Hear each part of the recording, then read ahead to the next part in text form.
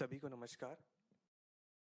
पहले जो आप लोग फिज़िकली या ऑफ़लाइन अपने गोपनीय प्रतिवेदन या अचल संपत्ति का विवरण करते थे, अब उसको इलेक्ट्रॉनिक मीडियम के थ्रू किया जाना है। उसके लिए एक पोर्टल लाया गया है जिसका नाम है स्पैरो। स्पैरो का फुल फॉर्म होता है smart performance appraisal report recording online window. इसी पोर्टल के माध्यम से आप अपने गोपनीय प्रतिवेदन और अचल संपत्ति का विवरण कर पाएंगे। ये कुछ इम्पोर्टेंट यूआरएल है जिसके थ्रू ही आप स्पैरो पोर्टल का यूज़ कर पाएंगे। पहला है epar.cg.gov.in। अगर आपके संस्थान या विभाग में एनआईसी का नेटवर्क अवेलेबल है तो उस केस में आप डायरेक्टली epar.cg.gov.in का यूज़ करेंगे। इन केस अगर आपके विभाग में एनआईसी का नेटवर्क नहीं है, आप दूसरे नेटवर्क जैसे जियो, बीएसएनएल, एयरटेल का यूज़ करते हैं तो उस केस में आपको saccess.nic.in का यूज़ करना होगा। अभी हम एक सिचुएशन कंसिडर कर लेते हैं कि आपके विभाग में प्राइवेट नेटवर्क है, एनआईसी का नेटवर्क अवेलेबल नहीं है, तो आप उस केस में आप saccess.nic.in अपने यूआरएल अपने ब्राउज़र में सर्च करेंगे। जैसे आप इस यूआरएल को अपने ब्राउज़र में सर्च करेंगे, एनआईसी वेब वीपीएन का एक पेज ओपन होता है जो कि कुछ ऐसा दिखता है, जहाँ पे आपको अपने मेल आईडी और पासवर्ड को डालना होता है, जो भी आपकी मेल आईडी और पासवर्ड बनी होती है।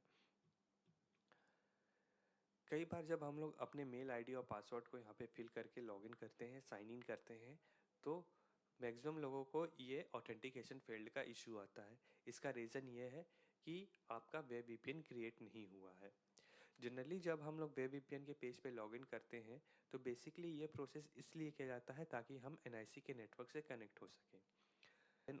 जिनका वेब वीपीएन बना होता है वही यहाँ पे लॉगिन कर सकते हैं, और जिनका वेब वीपीएन नहीं बना होता है उनको अपना वेब वीपीएन जनरेट करवाना होता है, देन फिर आप यहाँ पर लॉगिन कर पाएंगे। चलिए हम लोग पहले प्रोसेस को पहले समझ लेते हैं। जैसे ही मैं ये यूआरएल को अपने ब्राउज़र्स पे सर्च करूँगा,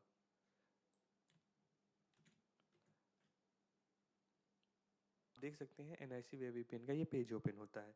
आपको यहाँ पर अपना जो गवर्नमेंट मेल आईडी है वो मेंशन करना होता है। देन फिर आपने जो पासवर्ड जनरेट किया होता है वो आप यहाँ पे मेंशन कर देंगे।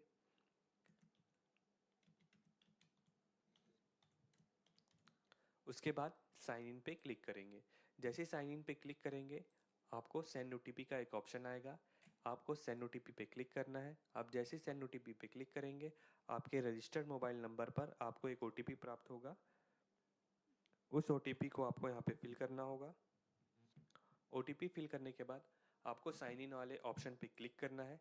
जैसे ही आप साइन इन पे क्लिक करेंगे आप देख सकते हैं आपको यहाँ पर 4 अलग-अलग ऑप्शन मिल जाते हैं, 4 अलग-अलग आइकन मिल जाते हैं।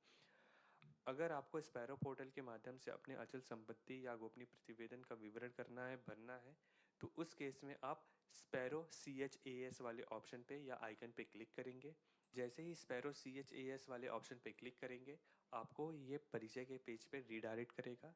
आप देख सकते हैं ये परिचय का पेज ओपन हो जाता है जहाँ पे आपको अपना गवर्नमेंट मेल आईडी मेंशन करना होता है।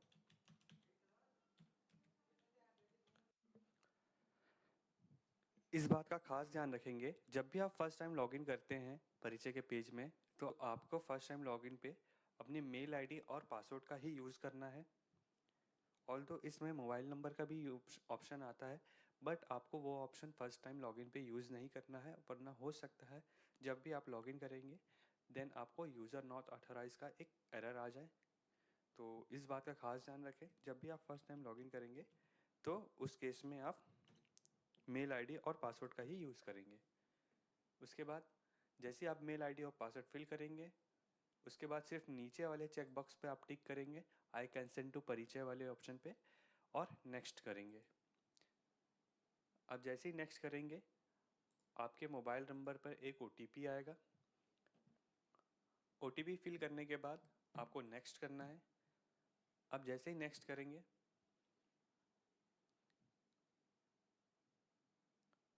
आप देख सकते हैं आपका ये होम पेज ओपन हो जाता है। यहाँ पर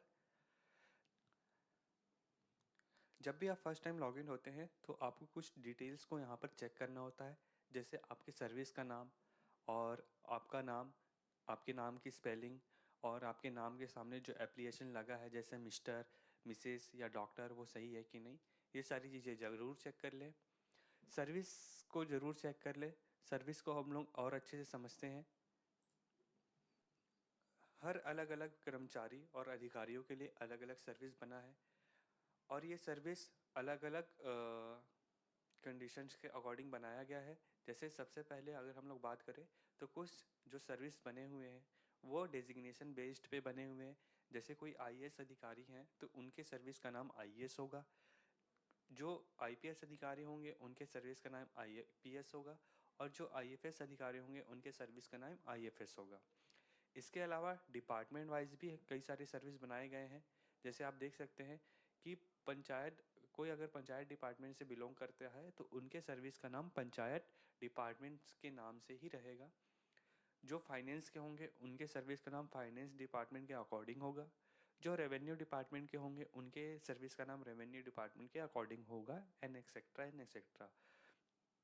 इसी तरह से यहाँ पर जिन भी कर्मचारियों और अधिकारियों का जिस जिस स्थापना शाखा में उनका सीआर मतांकन होने के बाद जमा होता है उसके अकॉर्डिंग भी उनका सर्विस क्रिएट किया जाता है और उनको मैप किया जाता है।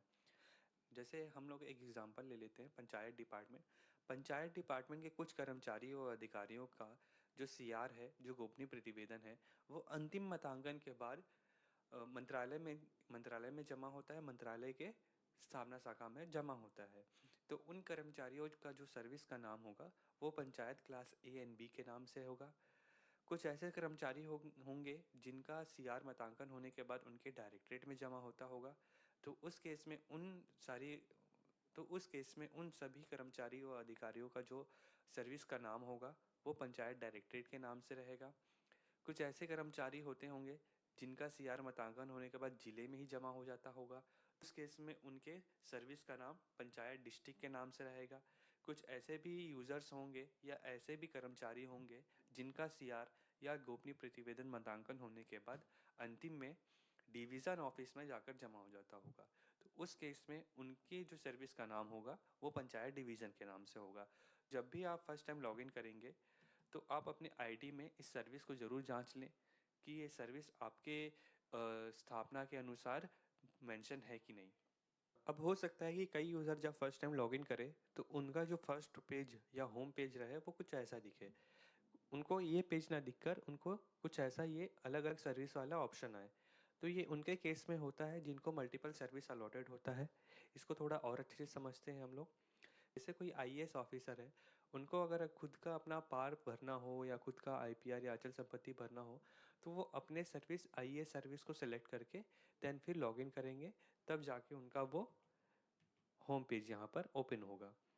केस अगर ये आईएएस अधिकारी दूसरे डिपार्टमेंट के कर्मचारियों के मतांकन अधिकारी है तो उस केस में उनको तो उस केस में वो तभी दूसरे के सीआर पर मतांकन कर पाएंगे जब जब उनको दूसरे डिपार्टमेंट का सर्विस अलॉटेड हो।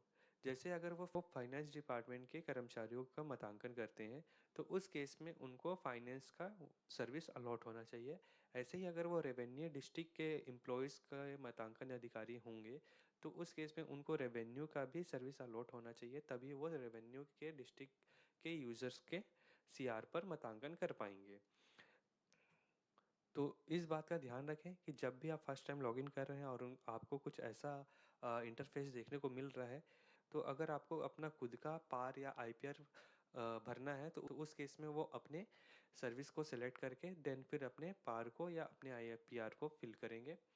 अगर वो दूसरे विभाग के मतांकन अधिकारी हैं और दूसरे विभाग के कर्मचारियों और अधिकारियों के सीआर पर वो मतांकन करते हैं तो उस केस में उनको दूसरे सर्विस को सिलेक्ट करना होगा।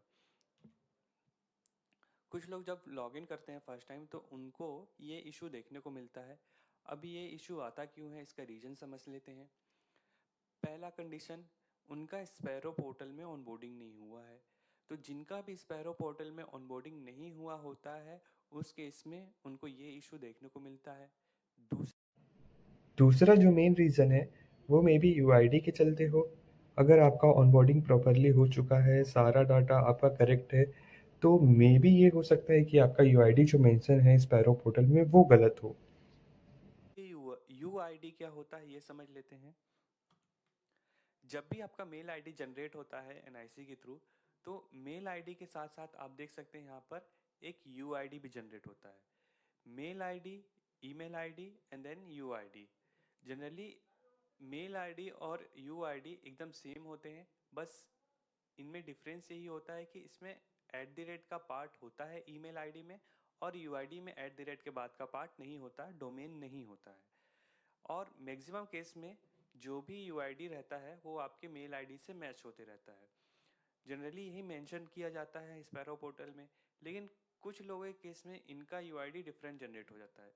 जैसे पहले ऊपर वाले केस में आप देख सकते हैं, यहाँ पर यूआईडी जो है वो एकदम सेम है आपके मेल आईडी के जैसे, लेकिन यहीं पे एक अलग यूज़र है जिनका मेल आईडी बिल्कुल अलग है और उनका यूआईडी बिल्कुल अलग है।